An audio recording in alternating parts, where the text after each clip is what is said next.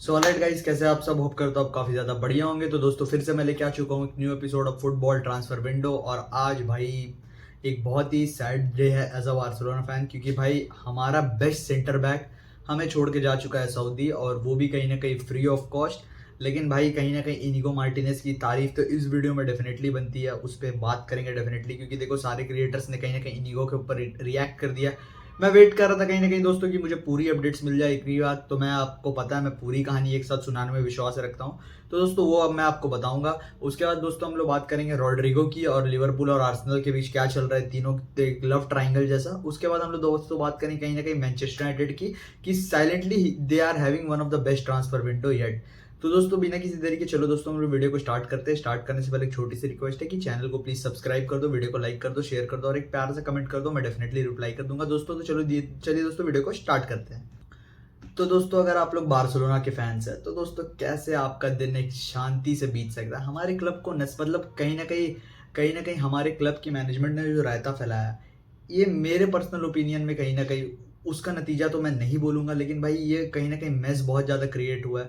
सबके बारे में बात करेंगे दोस्तों। सबसे पहले बात करते हैं दोस्तों इनिगो मार्टिनेज की।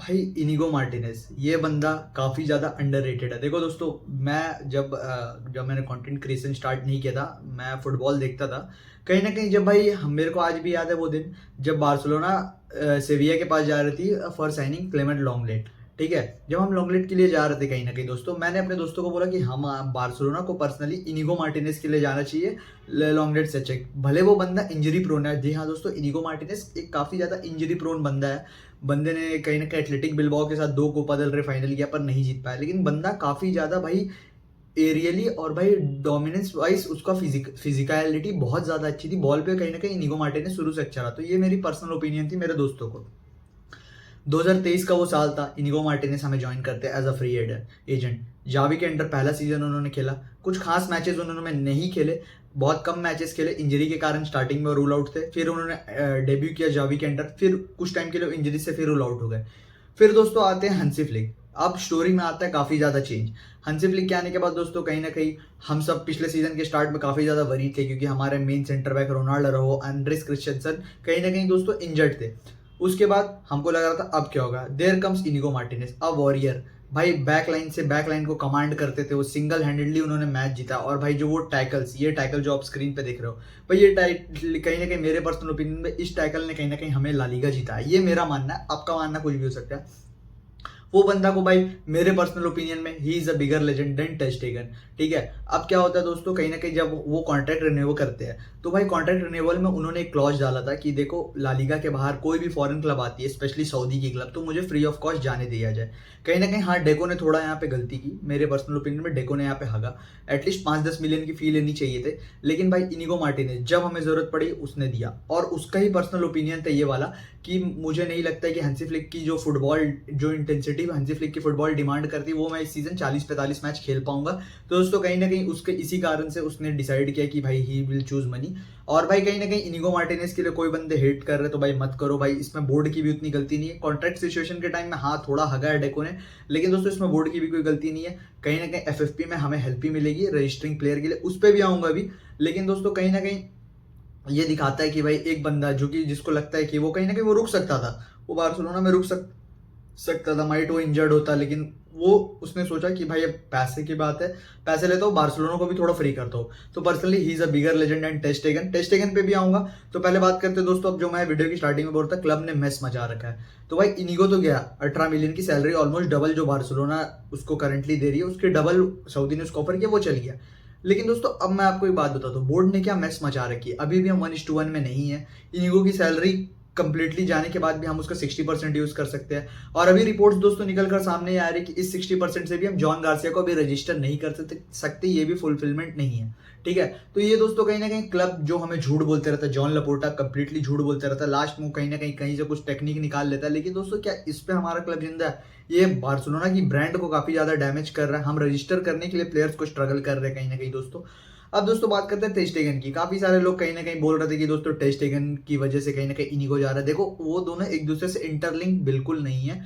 इनिगो का रीजन कुछ और है। इनिगो का पहला रीजन है पैसा, दूसरा रीजन है दोस्तों वो फुटबॉल नहीं दे सकता क्योंकि उसकी एज हो गई। तो डेफिनेटली उसने सोचा कि मैं क्लब पे बर्डन ना डालूं और निकल जाओ, जैसे जेरार्ड पीके ने किया था, जैसे बुस्केट्स ने किया था, जैसे अल्बा ने किया था, जॉर्डी अल्बा ने। कहीं ना कहीं इनिगो की भी वही थिंकिंग है, बहुत अच्छी थिंकिंग है। देखो टेर स्टेगन जो टॉक्सिसिटी कर रहा है, जैसे क्लब में कहीं ना आना, ट्रेनिंग सेशन अवॉइड करना, पेपर्स पे साइन नहीं करना, बोर्ड को कहीं ना कहीं अवॉइड करना, वो टॉक्सिसिटी फैला रहा है। उसको पनिशमेंट मिल चुकी है, कैप्टनसी से उसको स्ट्रिप ऑफ कर दिया गया, हटा दिया गया बार्सिलोना की कैप्टनसी से। अब डेफिनेटली दोस्तों ही डिजर्व दैट, मैं ये नहीं बोलूंगा। लेकिन आप एक पल को ये सोच के देखो दोस्तों कि हम आज से 1 महीने पहले निको विलियम्स को गरिया रहे थे। लेकिन दोस्तों एक बात मेरे को आप बताओ, वो बंदा जो जॉन गार्सिया जैसा बंदा आया, उसको भी रजिस्ट्रेशन नहीं मिल रहा है। निको विलियम्स जैसा बंदा क्यों छोड़ के आएगा वैसे क्लब को जहां पे उसने बचपन से खेला है, बचपन से वो बड़ा हुआ है, जहाँ के लोग उसको प्यार करते हैं, जहाँ के कहीं ना कहीं वॉल्स पे उसकी पेंटिंग्स है, अपने बड़े भाई के अंडर खेल रहा है। वो ऐसे क्लब को छोड़ के ऐसे क्लब में क्यों आना चाहेगा जो उसकी रजिस्ट्रेशन की भी गारंटी नहीं ले सकती है? तो ये भाई निको विलियम्स की भी गलती नहीं, कहीं ना कहीं बोर्ड की गलती है। नेगेटिव पीआर कराना, प्लेयर्स को गाली पड़वाना। अभी हम लोग टेर स्टेगन को गाली दे रहे हैं, डिजर्विंगली, वो बंदा डिजर्व करता है। लेकिन फॉर एग्जाम्पल अगर टेर स्टेगन सर्जरी के लिए नहीं जाता तब बोर्ड क्या करती? बोर्ड के पास क्या कोई प्लान भी था? अभी आप नेगेटिव पीआर करा रहे हो, टेर स्टेगन की कैप्टनसी से हटा दिया, ठीक है, डिजर्विंगली उसको साइन करना चाहिए, वो नहीं कर रहा, वो डिजर्व करता है। लेकिन क्या दोस्तों अगर उसको सर्जरी नहीं होती तब क्या करते हमारे प्रेसिडेंट जॉन लपोर्टा जी? जरा हमें बताएं। कोई उनके पास जवाब नहीं है दोस्तों देने के लिए। तो डेफिनेटली आप समझिए इसको, कहीं ना कहीं बोर्ड द्वारा हमारा हमेशा से काटा गया है और हमने अपना हमेशा से कटवाया है बोर्ड से। ये बोर्ड हमें हमेशा झूठ बोलता है और पता नहीं क्या कैसे कैसे करके जुगाड़ लगाता है। अभी भी रिपोर्ट्स निकल कर सामने आ रही है कि 9.4 मिलियन हम यूज कर सकते हैं, वो भी सफिशिएंट नहीं है रजिस्टरिंग जॉन गार्सिया। भी जॉन गार्सिया को भी रजिस्टर करने के लाले पड़े हुए हैं। तो कहीं ना कहीं माइट मेरे को होप है, अभी भी उम्मीद है कुछ हो जाएगा। लेकिन दोस्तों इनिगो मार्टिनेज के कहीं ना कहीं जाने के बाद एरिक गार्सिया, रोनाल्ड अराउहो और आंड्रेस क्रिश्चियनसन, स्पेशली क्रिश्चियनसन की कहीं ना कहीं रिस्पॉन्सिबिलिटी बढ़ जाती है स्क्वाड में। इनका रोल काफी ज्यादा बढ़ जाएगा और इंपॉर्टेंट हो जाएगा इनका रोल। और कहीं ना कहीं अभी कई सारे नाम भी निकल कर सामने आ रहे हैं कि बार्सिलोना प्लान कर रही है बैकअप के तौर पे इनिगो मार्टिनेज का रिप्लेसमेंट लाने के लिए। मेरे को पर्सनली नहीं लगता दोस्तों अब कोई आने वाला। हमारा transfer market done and dusted है। तो इस खबर को आप कहीं भी ज्यादा सीरियस ना ले। होप करता हूँ आपको इनिगो मार्टिनेज की सारी सिचुएशन समझ में आई होगी। नहीं समझ में आई होगी कमेंट करना, मैं आपको रिप्लाई कर दूंगा। तो दोस्तों अब हम लोग बढ़ते हैं अगली न्यूज़ की। तो दोस्तों अगली न्यूज़ जो है वो निकल कर सामने आ रही है भाई प्रीमियर लीग से मतलब लिवरपूल और आर्सेनल से। देखो लिवरपूल और आर्सेनल है, वो दोनों चाह रहे हैं कि भाई रॉड्रिगो, रियल मैड्रिड से कहीं ना कहीं उन्होंने बात की है कि रॉड्रिगो को भैया हमें इस सीजन दे दो लोन पे और डाल दो ऑब्लिगेशन टू बाय फी के साथ, और हम उसको अगले सीजन डेफिनेटली बाय कर देंगे। तो दोस्तों कहीं ना कहीं ये रिपोर्ट्स निकल कर सामने आ रही है कि ये तो फिलहाल लिवरपूल और आर्सेनल ने डाला है, रियल मैड्रिड अभी इस पे सोच रही है। मेरे को पर्सनली क्या लगता है दोस्तों कि देखो रियल मैड्रिड को अननेसेसरी बेचने की जरूरत नहीं है। उनको पता है उनके वेज बिल भी हेल्दी है, रॉड्रिगो को बेचने की नीड नहीं है, सुपर सब में काम कर जाएगा।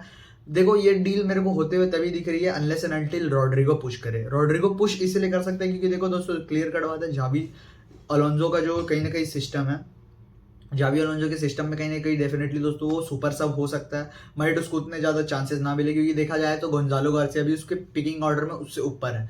तो वो शायद वो अगर ये मूव फोर्स कर दे रियल मैड्रिड को, बोले कि हमारे टर्म्स अच्छे रहेंगे मुझे जाने दो, तब डेफिनेटली हो सकता है। क्योंकि दोस्तों 2026 में वर्ल्ड कप आ रहा है, रॉड्रिगो बेंच में बैठ के तो वर्ल्ड कप नहीं खेल सकता। कहाँ Carlo Ancelotti is the manager of भाई Brazilian national team definitely, but भाई अगर उसने रॉड्रिगो को खराब परफॉर्मेंस के बाद भी अगर उसको नेशनल टीम के लिए बुलाया जाता है तो उसकी बायसनेस दिखेगी जो मीडिया में कहीं ना कहीं क्लियर अच्छी प्रेजेंस नहीं देगा। ये Brazil fail to win the 2026 का वर्ल्ड कप, अगर वो वर्ल्ड कप नहीं जीत पाते तो कहीं ना कहीं एंचेलोटी पे भी तलवार लटकेगी। इसी के कारण दोस्तों डेफिनेटली रॉड्रिगो भी चाहेगा ये मूव हो जाए। ये काइंड ऑफ भाई मेरे को मार्टिन ओडेगार्ड वाली डील याद आती है जब आर्सेनल ने उसे लोन पे लिया था और नेक्स्ट सीजन उसे बाय कर लिया था। कहीं ना कहीं मेरे को उस टाइप की डील नजर होते हुए आ रही है। माइट इन होप फ्यूचर में हो जाए। मेरे को पर्सनली लगता है ट्रांसफर विंडो का कहीं ना कहीं एंड होते होते तक ये ड्रामा खींचने वाला है। तो भाई आप भी रेडी रहिए, कुछ भी कभी भी हो सकता है। तो ये थी दोस्तों रिगार्डिंग कहीं ना कहीं रॉड्रिगो की न्यूज़ और रियल मैड्रिड और आर्सेनल और कहीं ना कहीं लिवरपूल के बीच क्या पकड़ा है। अब दोस्तों में बढ़ते हैं अगली न्यूज़ की तरफ। तो दोस्तों अगली न्यूज निकल के आ रही है भाई हमारे रेड डेविल यानी कि भाई मैनचेस्टर यूनाइटेड से, और भाई Benjamin Sesko to Manchester United, here we go हो चुका है दोस्तों 65 मिलियन पाउंड। जी हाँ दोस्तों, यूरो में मत जाना, 65 मिलियन पाउंड्स में ये डील एक्सेप्ट कर लिया आरबी लाइप्जिग में। इसको यूरो में कन्वर्ट करें तो 76 मिलियन यूरो हो रहा है। और भाई Benjamin Sesko has choose Manchester United over Newcastle. ये दिखाता है भाई एक क्लब की हिस्ट्री होना। अगर एक क्लब के पास हिस्ट्री है तो डेफिनेटली भाई वो कुछ भी कर सकते हैं। भाई मैनचेस्टर यूनाइटेड ने इस बात का क्लियर कट एग्जांपल दिया, और कहीं ना कहीं भाई करेंट ऑनर ने काफी ज्यादा फूल बनाया मीडिया को भी, और भाई कहीं ना कहीं फैंस को भी। सबको लग रहा था मैनचेस्टर यूनाइटेड के पास पैसा नहीं है, पर भाई क्या फ्रंट थ्री देखो आप स्क्रीन पे, क्या फ्रंट थ्री है भाई। ये ब्रायन एम्बोबू, भाई मतायस कुनिया और भाई बेंजामिन सेस्को पूरी तरीके से फ्रंट थ्री को रिप्लेस कर दिया है भाई। गोल्स नहीं आ रहे थे, 44 गोल्स मारते थे भाई प्रीमियर लीग में इस सीजन मैनचेस्टर यूनाइटेड, जो उनका ऑल टाइम लो था भाई। उनके गोल डिफरेंस में माइनस में थे क्योंकि उन्होंने गोल ज्यादा कंसीड किए थे भाई। उसके कारण भाई पूरी फ्रंट थ्री बदल दी, और डेफिनेटली रूबेन एमब्रेम को बैक करने की कोशिश की गई है। और ये दिखाता है भाई मैनचेस्टर यूनाइटेड का पुल। एक बंदे ने भाई न्यूकासल ने उसको प्रोजेक्ट में एज अ मेन उसके अराउंड प्रोजेक्ट बिल्ड करने का प्रॉमिस किया, सबसे ज्यादा हाईएस्ट पेइंग प्लेयर बनाने का प्रॉमिस किया, पर ही चूज यूनाइटेड ओवर न्यूकासल। ये दिखाता है हिस्ट्री होना कितना इंपॉर्टेंट है। तो भाई all the Manchester United fans, are you excited to see भाई Benjamin Sesko in your Old Trafford? कैसा है कमेंट में बताएं। तो दोस्तों होप करता हूँ आपकी ये वीडियो बहुत ज़्यादा पसंद आई होगी तो भाई प्लीज़ चैनल को सब्सक्राइब कर दो, वीडियो को लाइक कर दो, शेयर कर दो। तो I will see you guys in next video, till then peace out.